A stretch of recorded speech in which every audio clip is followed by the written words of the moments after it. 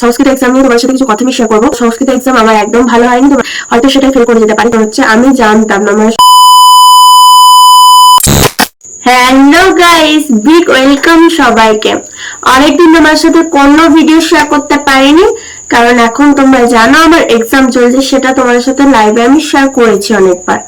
তো যারা লাইভটা দেখোনি অবশ্যই লাইভটা দেখো। আর মাঝে একদিন আমি তোমার লাইভে আমি বলেছিলাম আমার শরীরটা অনেক অসুস্থ ছিল, এখনো কিছুটা একটু ঠান্ডা লেগে আছে, সেটা তোমরা বুঝতে পারছো। আমার কথাবার্তা একদম নাকে কথা বলছি, আমি মুখের কোনো ব্যবহার করতে হচ্ছে। তো এখন এক্সাম চলছে আর মাত্র দুটো এক্সাম আছে, কালকে রথ। তো ভিডিওটা তোমরা কবে দেখছো আমি এখনো পর্যন্ত জানি না কবে আমি আপলোড করব, বাট কালকে হচ্ছে রথ। তো সেজন্য আজকে ভাবলাম একটু ভিডিও করি। কালকে এক্সাম হবে না, পরশু আছে এক্সাম, তাই ভাবলাম আজকে এখন একটু ফাঁকা হয়েছে, এখন একটু লাইভ করি।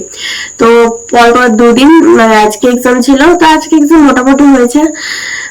আর বাকি আরো দুটো এক্সাম আছে, সেই দুটো ইউনিভার্সিটি হবে, এমসিকিউ কোশ্চেন সব। দেখা যাক কি হয়। আর সংস্কৃত এক্সাম নিয়ে তোমার সাথে কিছু কথা আমি শেয়ার করব। তো সংস্কৃত এক্সাম আমার একদম ভালো হয়নি, তোমার সাথে শেয়ার করছি। হয়তো সেটাই ফেল করে যেতে পারি, কোনো কিছু করার নেই তাছাড়া। আর শেয়ার করার আরেকটা কারণ হচ্ছে আমি জানতাম না, সম্পূর্ণ না জানা সত্ত্বে কি বলবো, এটা আমারই ভুল, কারো কোনো ভুল নেই এতে। আমার জেনে নেওয়া উচিত ছিল যখন আমি এই সাবজেক্টটা নিয়েছিলাম। তো আমি এক্সামে ফেল করার কারণটা হচ্ছে আমি জানতামই না যে কোশ্চেন গুলো সব আসবে সংস্কৃত হরফে। তো সংস্কৃত হরফে তো এসেছে, আবার তারপর আমি জানতে পারি যে অ্যান্সার গুলো সংস্কৃত হরফে লিখতে হয়। বাট সংস্কৃত নিয়েছি ঠিকই, বাট সংস্কৃত পারি সেটা পারি না ধরতে গেলে অতটা। আমি তখন ভেবেছিলাম যে হয়তো যেমন এইচএসে আগে বাংলায় লিখতে হয় সেভাবে হয়তো বাংলায় লিখতে হবে, তো সেজন্য আমি সংস্কৃতটা নিয়েছিলাম। তো যখন আমি জানতামই না, আমার পড়েছিল সিট পড়েছিল হচ্ছে বিভু মহাবিদ্যালয় সিউড়ি। তো সেখানে তো কোশ্চেন পেপার দেওয়ার পর আমি পুরো মাথাটা আমার ঘুরে গেছে যে এ বাবা এটা কি, আমি তো পুরো ফেল করে যাবো, কিচ্ছু পারিনি।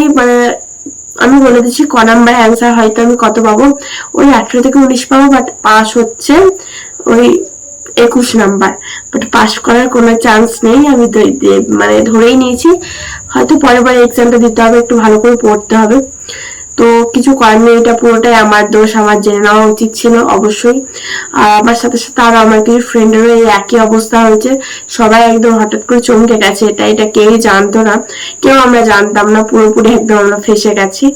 তো আর কিছু করার নেই, তাই ভাবলাম তোমার সাথে শেয়ার করি। মাঝখানে লাইভে হয়তো তোমার অনেকদিন লাইভ করছি না বলে তোমরাও হয়তো ভাবছো, বাট আমি ভাবলাম আজকে ভিডিওর মাধ্যমে তোমাদের সাথে শেয়ার করি। তো এগুলো বলার জন্য তোমাদেরকে আমি বললাম। তো তোমরা অবশ্যই আমাকে একটু সাপোর্ট করো, লাইক করো, কমেন্ট করো, শেয়ার করো ভিডিওগুলো। অবশ্যই কিন্তু লাইভ দেখো, আমি কিন্তু প্রত্যেকদিন 8টা থেকে 8:30 মধ্যে লাইভ আসি।